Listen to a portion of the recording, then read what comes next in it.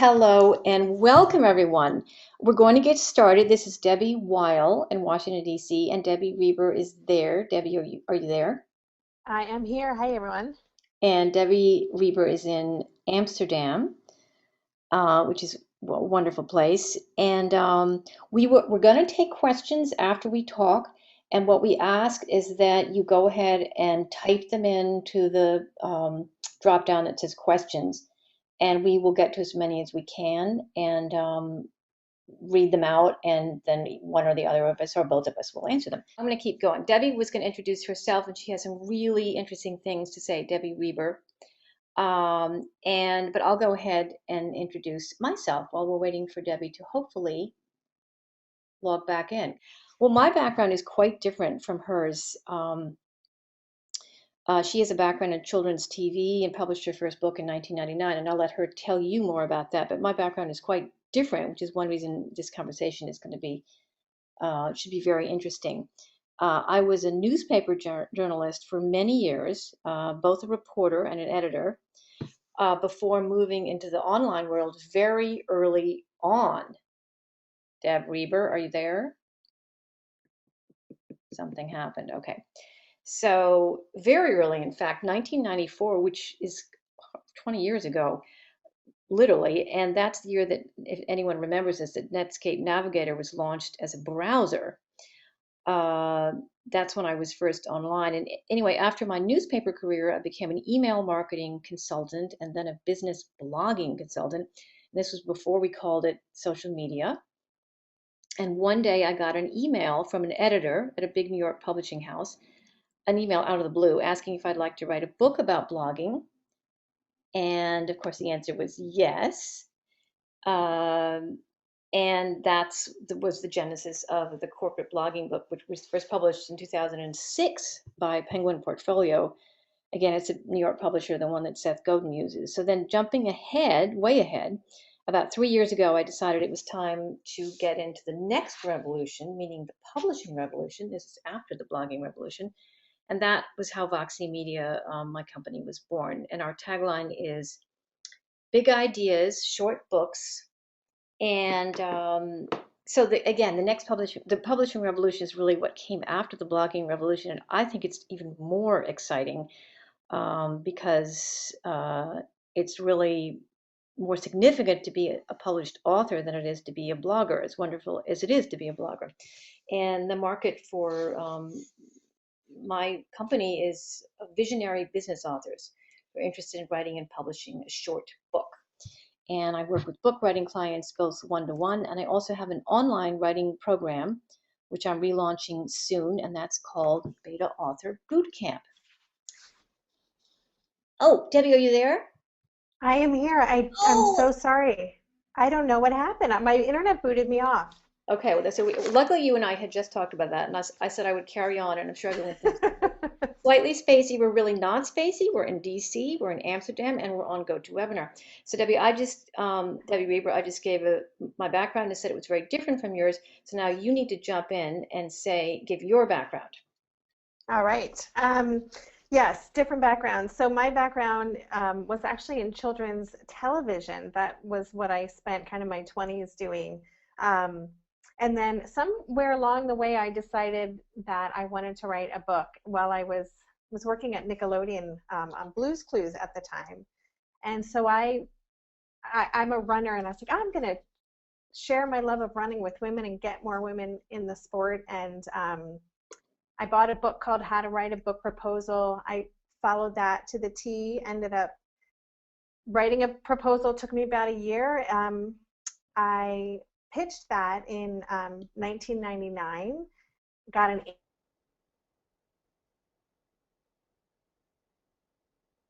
Oh, Deb, I can't hear you. of my Oh, there you my are. introduction to the. Can you hear me okay? Now I can hear you. You were faded. You went out for a minute. I'm sorry, everybody, Oh, but okay. it's just hang in there. We will make this work. So that was my first book in 2002, and since then I've written and sold a number of books, mostly for teen girls, nonfiction, self-help kind of books. I left the world of kids TV in 2003 and started writing and consulting and freelancing full time, and have been doing it ever since. And my current work in progress is a personal memoir project, which is making me very uncomfortable and stretching me in all kinds of fun ways. And I also became a certified life coach in 2011. So my coaching practice has focused now on working just with writers of all types, although I would say most of the writers who come to me are looking for a traditional publishing deal, and usually they need help with their book proposal. That's kind of a specialty of mine. So I work individually with clients that way, or some of them take my irresistible book proposal class. So that's kind of where my work and writing life balance is these days. And I'm trying to make the slide. Oh, there we go. Uh, Deb, can you see the next slide that says writing I tips? can. It looks, yes, I All can. right. Well, I'm sure everyone listening is dying to hear what our writing tips are since we promised them. So let's jump right into that. And let me hand it over to you. Give us a couple of your writing tips, because of course it is hard to write and hard to write books. Yeah, I think the two that I end up sharing the most with people, one is to try writing different projects in different environments. I'm one of those people. I'm always working on multiple projects, and I think I get bored quickly. And I just need to change things up. So I tend to, it's kind of like I assign different environments for different projects. So, for example, I have in my apartment here, we have a chaise lounge in our bedroom that's kind of overlooking the back courtyard, and it gets a lot of sun there. But that is the place where I work on one very specific kind of writing project. There's another project I'm working on that I associate with my coffee shop. Um, so for me, that really works if I can associate either a room or literally a piece of furniture with the project, because it kind of, as soon as I'm in that space, it's like flipping a switch on for me, and it makes it much easier for me to just kind of focus and get into that project. So that's probably my biggest strategy. Um, the other thing I would say is that I just try to be really curious and flexible about my own process.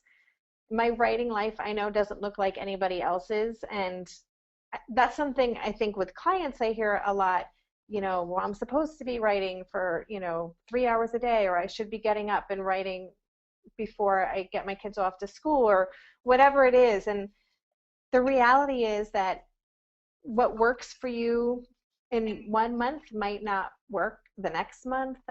We're always changing, and our energy, our flow changes, and so I try to just be really open-minded and curious. And if something stops working, just like when you're parenting, right?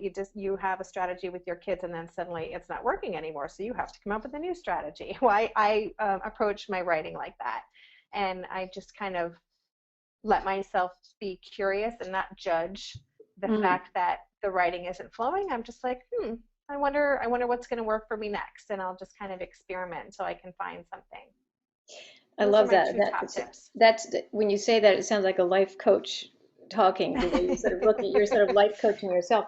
Well, I'll Yes. jump in with my thoughts on writing tips. And the first thing that comes to mind is what, interestingly, was the most common answer to what we asked when people signed up for this webinar, which was, what's your biggest obstacle to writing a book? And by far, the most common answer is time, as in time to do it, Hmm. uh, getting started, finding the time management, time.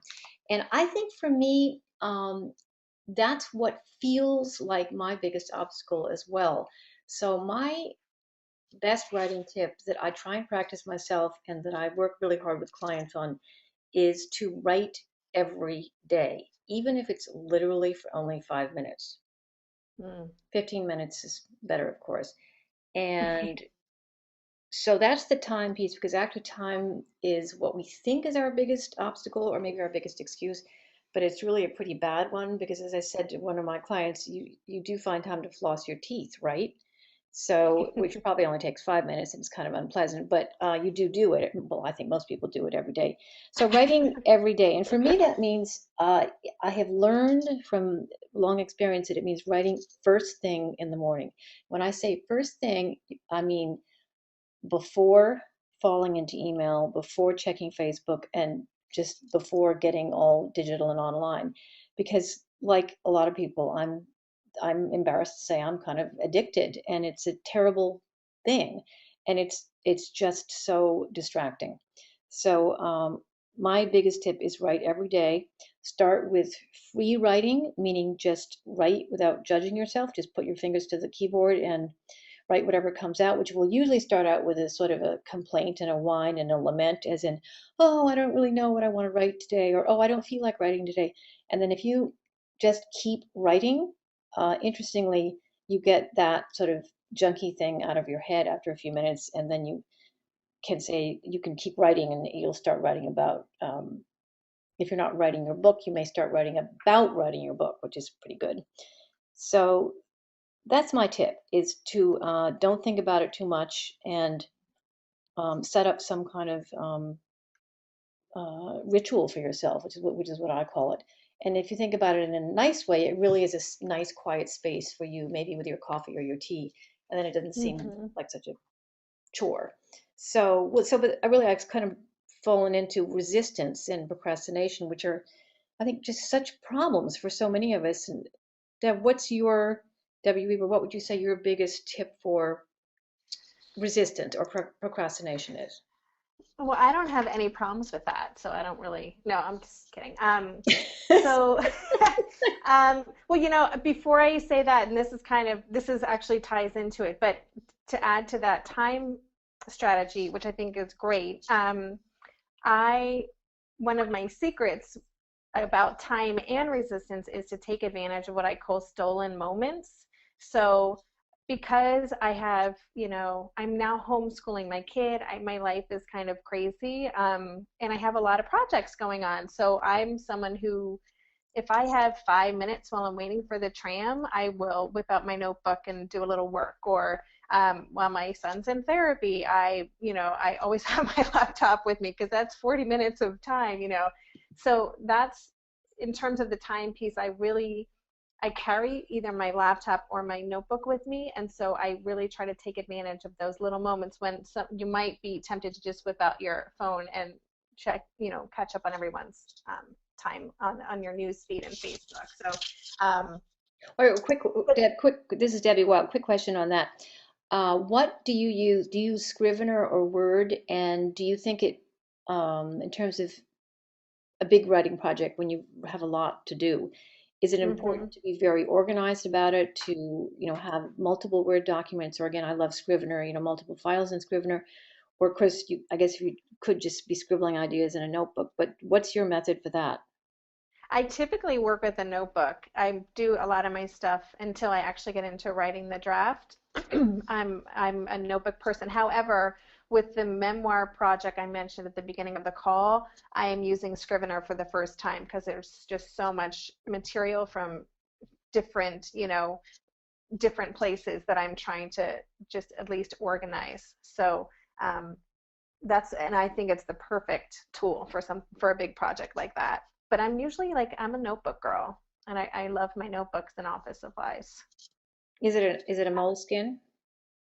It's not. No, I get really cheap ones. Like at the version of Target over here is a store called Hema, and I just get like $2 or €2 notebooks, and but it's more about the pen. The pens are special for me, not the notebooks right now. My pens are Stabilo, little Oh, markers, yeah, 88 point. Yeah. I used to be able too. All right, well, so we won't bore people to death with the actual, Yes. and Okay. you use blue ink or black ink? I'm just kidding. I go back and forth and sometimes different colors to bring emphasis to things. Yes.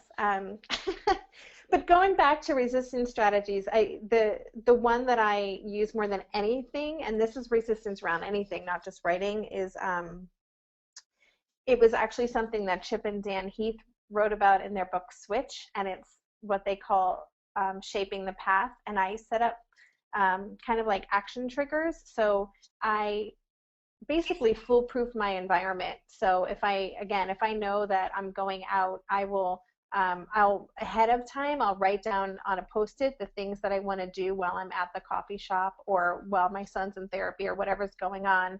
And I will just make sure my bag is kind of already at the door. So it takes the thinking piece out of it.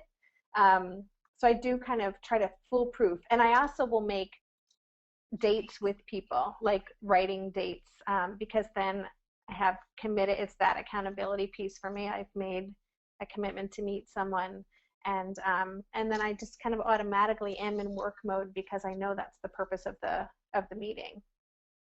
That is So, so interesting. Gosh, maybe later on, maybe you can share if there's a link to something that the Heath brothers said oh about that. sure, You said, yeah, uh, they're awesome. let's Um, jump to, should we jump to, I think, because people are interested in this, and you and I had said how important this was, that there's so much emphasis is on writing the shitty first draft, if you'll pardon my language, but that's what Anne Lamott calls it.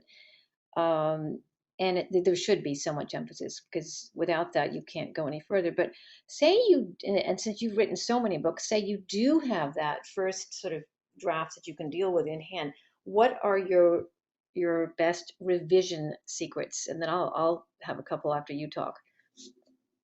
yeah, revisions are really hard. I think revisions are kind of the hard. I mean, getting the shitty first draft out is kind of like flying by the seat of your pants because it's really just about a big brain dump, in my opinion. And the revision is where like the real heavy lifting happens. So I typically have to step away from the project if I can. You know, if I'm not on a deadline, I will give it at least a few weeks, maybe even a month if I can, just so I can come back to it with really fresh eyes. And then it's like I'm going in, you know, like I just have to really devote big chunks. This is the one time in my work where I really do feel like I need to have at least a good 3 hour chunk at a time, because once you get in there, you have to stay, or I do, stay in that mindset and be really fully immersed in the project in order to be able to do that revision, which is really about making sure the material makes sense, that it flows, that there are no logic gaps, you know, all those things that really take this rough draft and make it a cohesive, you know, book. Um, so I can't read it in one sitting because reading also puts me to sleep, which is a problem as a writer. But I usually will do this in big chunks and I do it on paper. So Mm, mm. I have to revise on paper. I always bring extra sheets of blank paper, because I often will write extra paragraphs, and I have, you know, I'll number them all and I'll write in my manuscript, you know, one goes here, and then so I keep kind of building, until ultimately I have this, you know, this document that's got as much scribble on it as the original printed, text. And then I input those into my, Word doc or whatever I'm working on. And by the time I do that and print it out, I usually have a really solid draft, something I can then start to, you know, fine tune and really make strong. So that's my approach. What do you do? Well, I'm happy to say, since you've published way more books than I have, that I have exactly the same approach to revising, which is first to set it aside. And it's interesting you said to set it aside for as much as a month. Certainly for a couple days. I find no matter what I've written, whether it's an e-newsletter or a blog post, I'm completely in love with whatever I've written. I'm just entranced by it. You know, by the time I hit publish, I've decided I just love those words, and I'm totally blind as to, and sort of tone deaf as to how they sound. And if I wait a couple of days and read them again, I go, oh, that sounds pretty good, or oh, I should have said it this way. So the setting Mm-hmm. aside, certainly for a couple of days, is absolutely essential. I do remember when I was writing my book that the publisher only gave me, I think it was 4 months, maybe 5 months to write the book. This is a 200-page full length business book. And being a newbie and not knowing better, I didn't protest. And what I learned is that that's not nearly enough time, because the chapters that came out the best, I think, were ones that I wrote earlier, set them Mm-hmm. aside for as much as 2 months, and then went back and was revising and rewriting them and fine tuning them, because that's how much time it took to kind of let that sit and also see how those chapters fit in with the other chapters. So I think the setting aside is key. The other thing you talked about is exactly what I do. I just can't read on screen to edit something. And I guess now I'm Mm-hmm. using the word edit and not revise, but that's for me kind of what it is doing, being my own editor. So printing out, in addition to printing out, and I tell this to my clients because I love this trick, is to change the font. So if you always use Arial, change to Times Roman, change the size of the font. So if you used to 12 point, make it 14 point or 16 point, so that when you print it out and take these pieces of paper with you, it doesn't even look like you wrote it. It looks like someone else wrote it.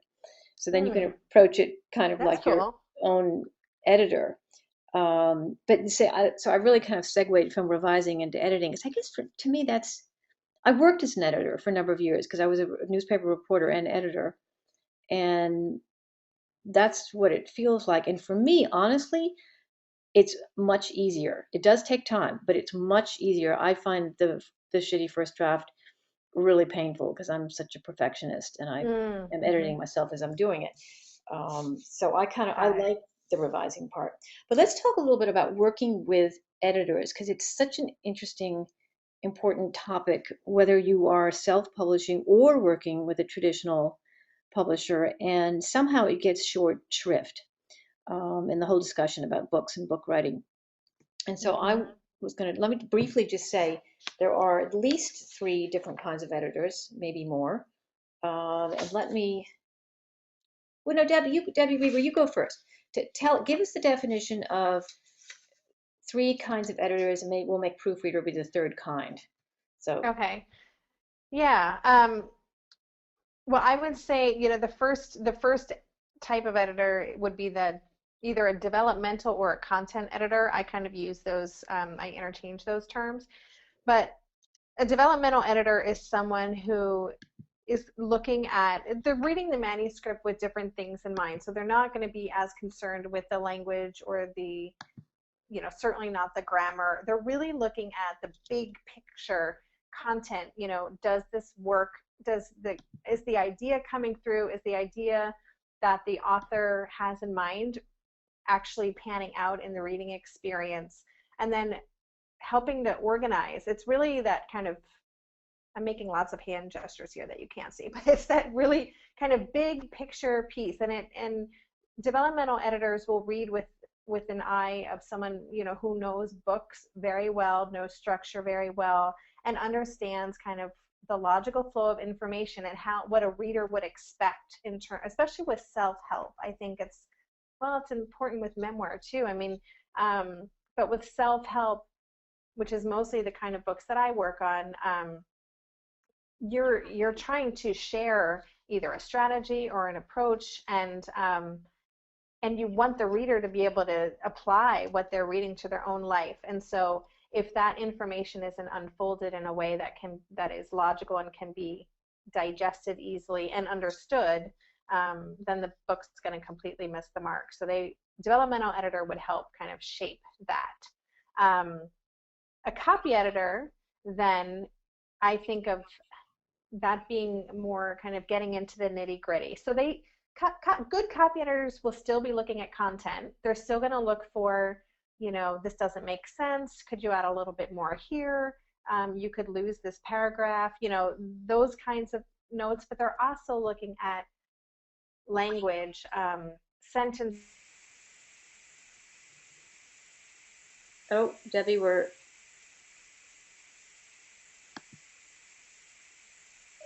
losing you.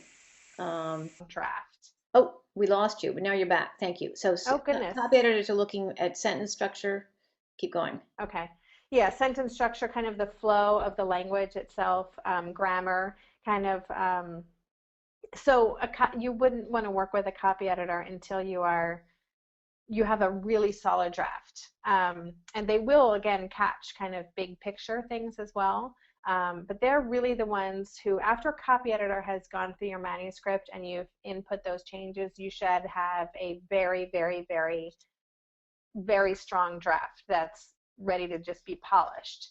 Um, and that's where a proofreader comes. So the proofreader comes after you've input a copy editor's changes, you've gone through it yourself a few more times. The proofreader is looking at, making sure that the comma or the apostrophe is in the right place, checking for any missed typos. They're also looking at format, especially if you're working with a book that is going to be laid out in some kind of design. They'll make sure that the chapter heads are all universal, and that the style elements are consistent, and they'll also fact check things for you, make sure that any proper nouns, names of organizations, or that quotes are correct, and just really make sure that everything is perfect. That's their job. They're really the last eyes on something. Is that a good definition of those three? It is, and I guess I'll just very briefly sort of take my shot at it. So a developmental, or it's funny we have this word developmental or content editor. I guess in a way I lean towards the phrase developmental editor because that's very much what I do with book clients. And it really starts before um, the flow of logic, in the sense that a developmental editor can ask the writer a lot of questions, as in, is this really the message of your book? I mean, it can be as so high level that it's questioning in a sense, what is the book? What's the angle of the book? What is driving you to write it? And going over that a number of times with the writer, which may in fact change the book. So Mm-hmm. it's a much higher level of sort of unpeeling and finding, in a sense, the best idea, the best book idea. Uh, Copy Yeah, I think editors, that's, sure. sorry, just to interrupt, I think that's such a important point, and I think it's one of the reasons why sometimes writers are, I've worked with especially memoir writers who could have really benefited from working with a content editor or developmental editor. And it can be scary if you already have a draft to then to share your work with a developmental editor, because I think it's a really important thing. You said that ideally that would happen before you even get to that point of having, that draft, because it might change substantially. Yeah. Sorry So to interrupt. Okay, keep going. and and then a copy editor, and I guess you and I were talking about this earlier, but I think it's important that these kinds of editors, developmental slash content editors, and great copy editors kind of bleed together, because what you want is a copy editor who will get down into what I call the sentence paragraph level and make your prose sing. But, Mm-hmm. and this is really the big but, still make it sound like you, like understand your voice, even your sentence structure, your style enough that even if they're going in and maybe reworking some of the sentences, it still sounds like you. That's a real talent, by the way, and we'll talk in a Mm-hmm. minute about how to find someone who can do that. And then a proofreader, absolutely is the last thing. And I think what's interesting is you could do a proofreader. By the way, they're a lot less expensive than the other kinds of editors. And I am a believer in at least two proofreads, even if it's a short book, because there's things that you just don't see, just little typos and things you don't see. But so say and again, I'm coming kind of from the self-publishing perspective here, but actually that it really doesn't matter. I know that some authors, for example, Dan Pink, who's kind of a friend and a colleague, he lives here in DC. He's not, I shouldn't say he's a colleague, he's a friend. And he's obviously, as you all know, a very well-known author. He told me that he is such a perfectionist that he doesn't even show his draft to his New York editor until he's had an outside editor that he hires and he pays read Wow. everything he's written and help him, make changes to it and make suggestions. So again, I just want to Wow, that's emphasize that this. really amazing. Wow, no idea. Well, I think actually that's more common than you might think. But that bleeds right into, okay, so how do you find these wonderful people that can take what's in your head and what you've got on the page and make it fantastic? what are your tips, and what do you tell people if they're looking for a great developmental editor or copy editor? Yeah, I mean, I think this is such a referral kind of a thing. You definitely would ask around. That's what I would suggest is ask around to other authors, writers, and who have they worked with and really liked. And especially as you said, it that copy editing piece is so important that they understand your voice. That's such a great point. That they can keep the integrity of your voice, but still make the writing better. So yeah, getting referrals and comparing and shopping around because the rate that editors charge is pretty wide. It's kind of like web design in that way.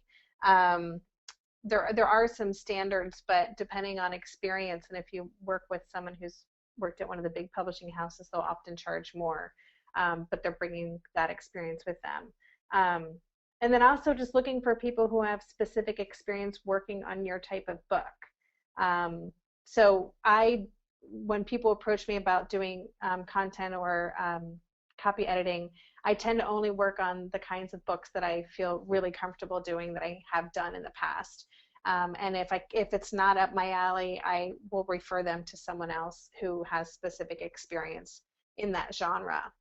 And then you can also ask for sample pages. So you could ask them to take a look at a few pages, especially for a developmental editor, and get their feedback on it. Developmental editing tends to be the most expensive, so because it takes a lot longer for the editor to do their magic. So you want to make sure that it's the right fit for you. What about you, Debbie? What are Well, I your think I want just the last thing you said about asking for a sample edit is something that I actually had not thought of until I experienced it several times recently with several very good editors that I work with. And so first, there's the finding of the editor, and then second, vetting. Like how do you choose an editor? And I think rather than go on Facebook and ask your friends if they know an editor, which I think is very risky because you may know a lot of people on Facebook and you may get answers like, "Well, my brother is just getting into editing and he's looking for work." And that's probably not the editor you want, and you don't want to offend anybody. So it's word of mouth and referral. Once you get a couple of names and you have enough of a draft, a chunk of a draft that you could show them, you can ask for what's called a sample edit.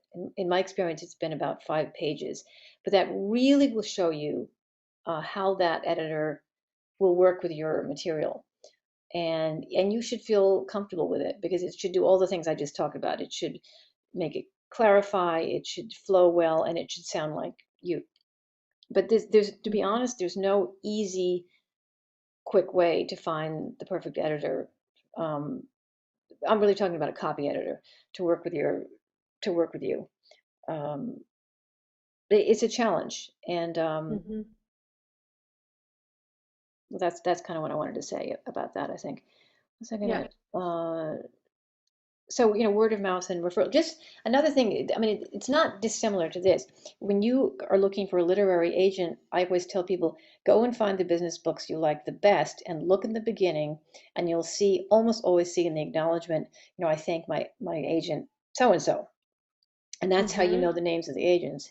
I don't know if you can always tell who the editors are in the acknowledgments, but sometimes you can. So let's Yeah, good tip.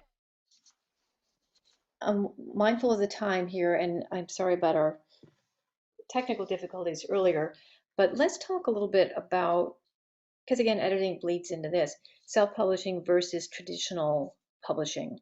So, pros and cons of self-publishing. I like to say, it's interesting because we talked about time earlier, and how time is the biggest problem of writing a book. Well, in my opinion, time, that is time to market, time to the launch of your book, is probably the single most um, appealing reason to consider it self-publishing.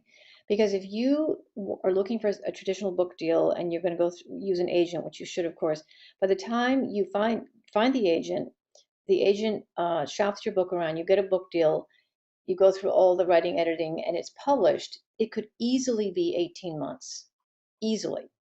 And Easily, yes. so if you can get that draft of your book out, and you can find some terrific editors to work with you and help you, you can, there is no reason you can't publish a short book in, well, it's possible if it's really short, what could it be? It could be 30 pages if it's a Kindle ebook, in a matter of weeks. More realistically, we're talking a matter of months by the time you write it and go through the various editing phases and get a great cover design. But that's a huge, huge difference. So Hmm. that's what I find very exciting about self-publishing, is this control you have, the creative freedom to choose your own cover, to interact very closely with your readers and your prospective readers, and really to position yourself as what I call an author entrepreneur. So you're wrapping all together from the very beginning, from the get-go, the idea that in a sense you're launching a product, and the product is the book. And as we know, when you launch a product, you have to have a marketing plan and a way to tell people about it. So it's just automatically part of your writing of the book as you're thinking about, um, how will you connect to your audience. And you have to do it right from the beginning. It's an added responsibility, but I think it's really exciting because instead of being passive and thinking, oh, I hope the publishing house, oh, I hope they choose me, I hope they choose me, and then handing over. Now, this is me talking, Debbie Reber. For this is Debbie Weil saying, handing over all more responsibility to them. It's all on your plate, but I think that's a good thing. So why don't you come back and say what you think about traditional publishers? Yeah, I mean those are all great points, and the time piece, it just made me laugh because the book I have coming out next January, it's that's considered spring 2015. I wrote the proposal the summer of 2012. I got a publisher interested that fall, and the official offer came in probably February of 2013. So and then when I found out the offer was for the book to come out in spring 2015, I was like, I'm sorry, what? And I wrote to my agent, is that a typo? Did they mean 2014? But they did not. So you're absolutely right. That is a huge consideration, especially if you have a timely, a book that's about something really timely that's trending right now. Um, I would say the other things, the control is a big deal. I Wait, don't have when I Debbie, let me interject here. But Sure. tell us the good part, the good thing about having a big name like Simon and Schuster on the spine of your book. I mean, because that let's be realistic. Yeah, I Tell us mean, about that. for the good part is I have basically a team of people behind me that the all the editing. In fact, I have had more editors on this book than I know what to do with. I've had a developmental editor, a copy editor, and it was kind of ridiculous. But so lots of editorial support, the interior design, the cover design, that's all done by the publisher, and they happen to do an awesome job of that kind of thing. So I basically get to just, once I turn in the manuscript, I'm just waiting until I get an email from my editor saying, hey, you'll be getting this, have a look at it and get back to us. They handle the distribution, which I think is probably the biggest benefit of traditional publishing, is being able to get in every bookstore pretty easily. Oh, Deb, you're fading out. Are you there? For those listening, But Deb, you faded out, so keep going. Get into every bookstore is what I heard. Okay. Yeah, I was saying it's very difficult to get self-published books in bookstores. It's not impossible, but for a chain like a Barnes and Noble, it's it's nearly impossible. Um, so for me, that's kind of the biggest pro. The money piece, I think, could go either way. I think that's something people need to weigh. When I write a book that's traditionally published, I get an advance, and I also get a royalty. Most of my books, I've never actually paid off my advance in order to see a royalty. And advances aren't really big, and they're actually shrinking. I got a lower advance for this book than I did for the two books I wrote prior, and that's just because the publishing industry is hurting right now. So if you have a brand, an established platform, and you have a direct way to connect with your audience, potentially self-publishing could be more lucrative. So it's not as clear cut anymore. It's a really interesting time in publishing. I think it's kind of like the Wild West. Yeah, and they talk a lot about in publishing circles about hybrid authors who both work with the big houses and also publish some books on their own. I'm just realizing, Mm-hmm. of course, you could do a whole session on this. It's a complicated topic. Not, I mean, I would never, I would be dishonest if I said that I wouldn't love to have another book with a big New York publisher like Penguin Portfolio. Um, but I'm just more interested in trying this new way of doing it.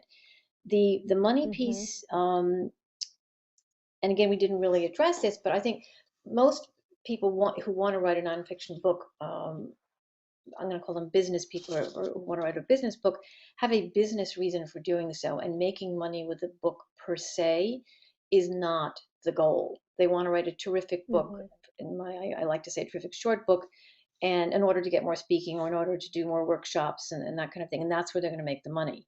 So Mm-hmm. that piece is interesting. And distribution, I mean, I almost would like to disagree with you in the sense that there are so few bookstores left that It's if true. you are okay with your book being on, and even though Amazon can be impossible, on Amazon as a Kindle book and also as a printed, say a soft cover book, because there's some wonderful self-publishing or print on demand services like Amazon uses CreateSpace, and you can make those books look absolutely indistinguishable from a traditionally published book. So if you're okay with that, you don't really Mm-hmm. need the bookstore distribution. But we won't get sidetracked on that too much.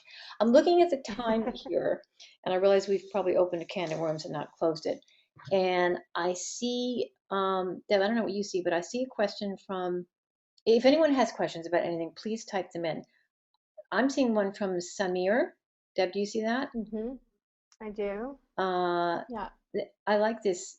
Well, I tell you what, I'll have a go with this because Samir, I agree with you. He says my big problem is, I think it's a man, is first drafts.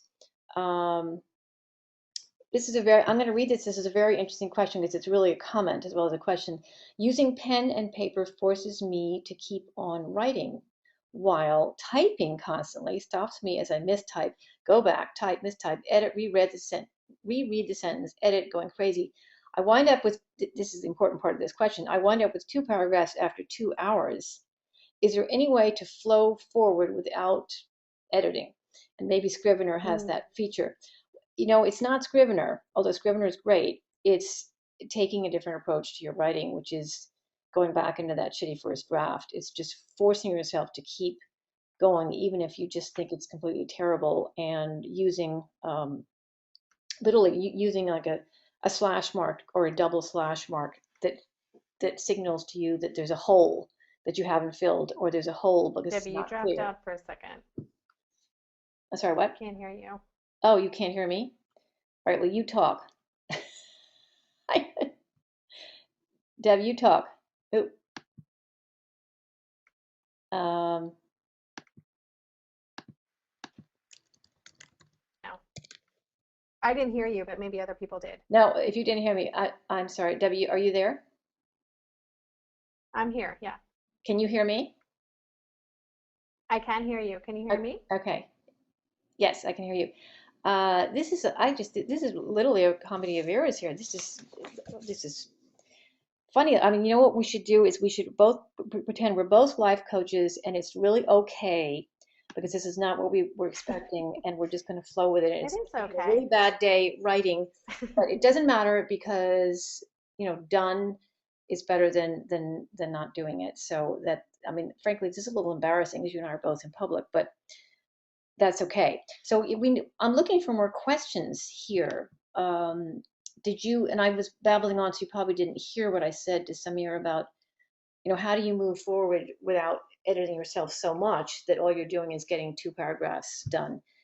And Mm-hmm. that's really probably one of the biggest obstacles when people are trying to write that first draft. And my response, as an editor and as a book coach is just is allow yourself to write something that is so bad, that is so full of holes, that isn't coherent. Just allow yourself and then keep going. What's Hmm. your answer to that? Yeah, I would say that that's absolutely it.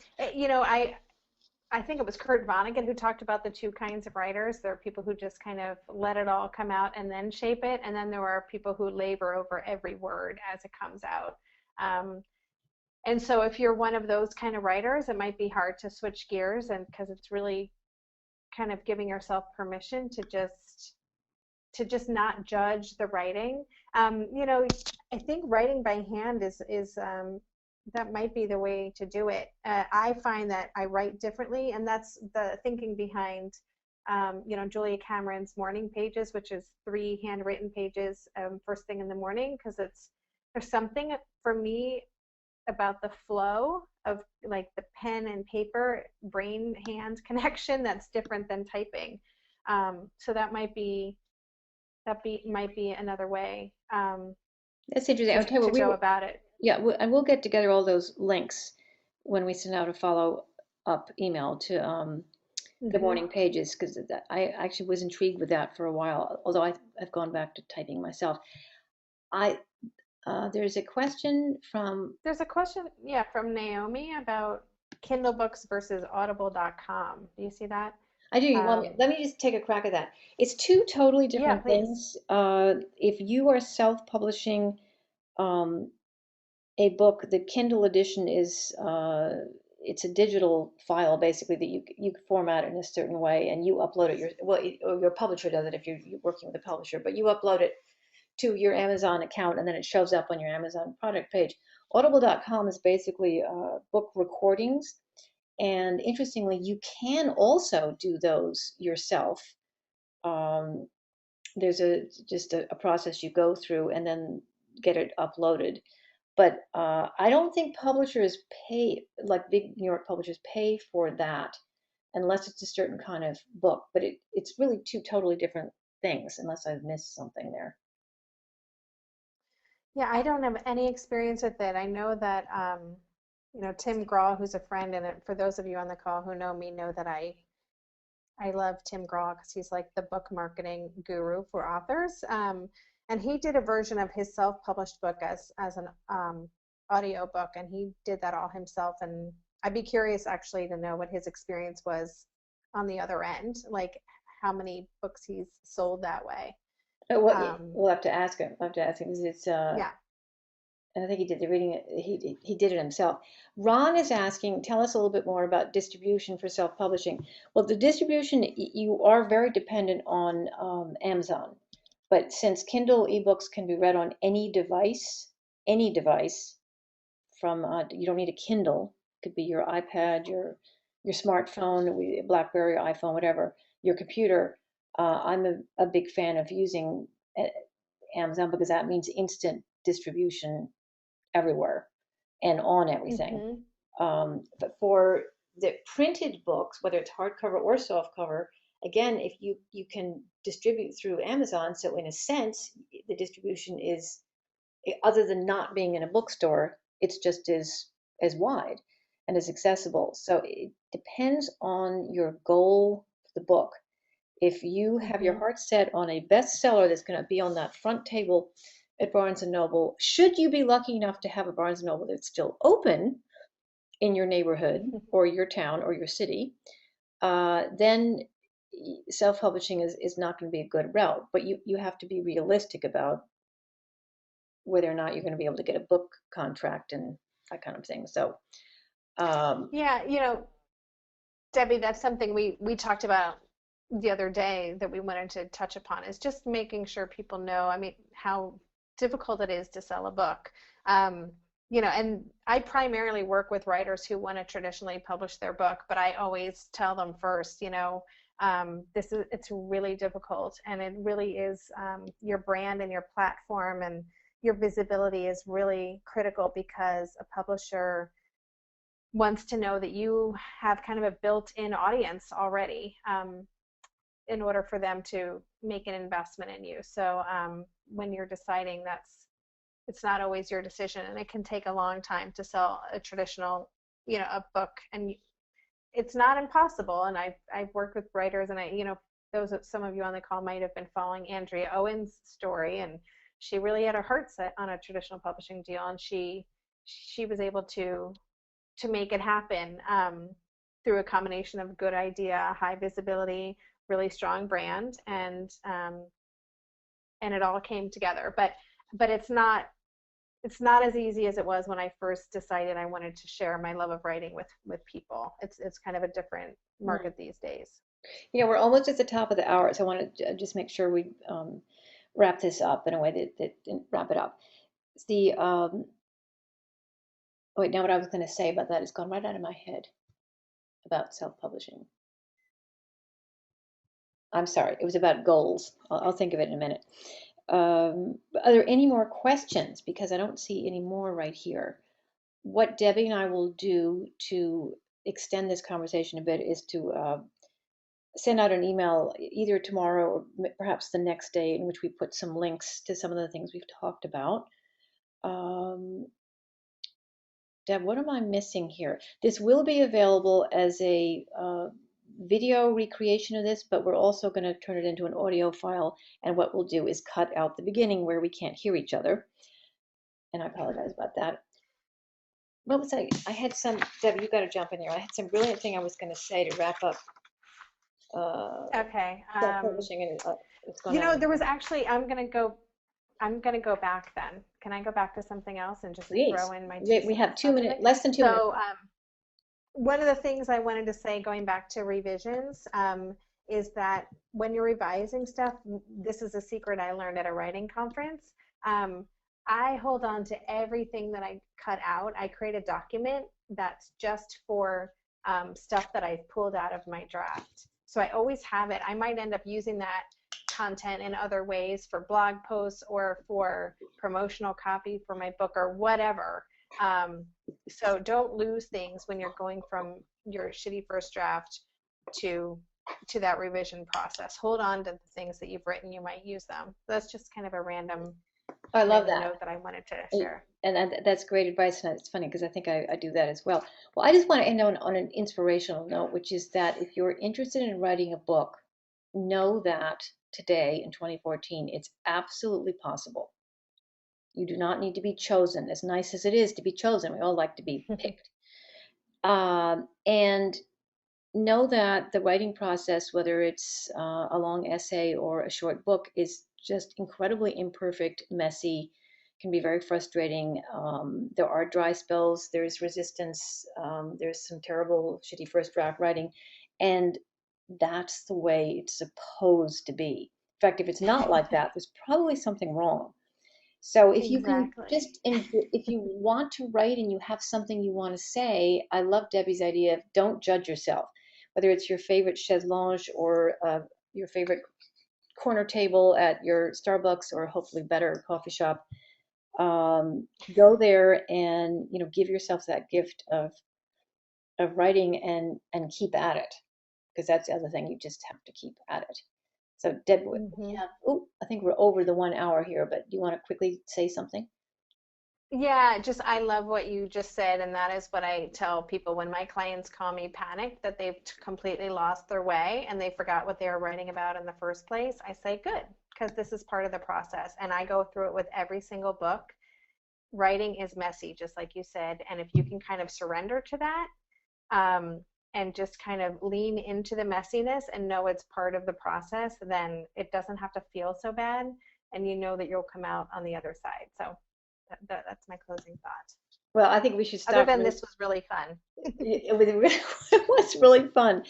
Maybe Amsterdam is further away than I thought it was in terms of the internet working, but this was really fun, and I hope everyone got some useful inspiration out of it.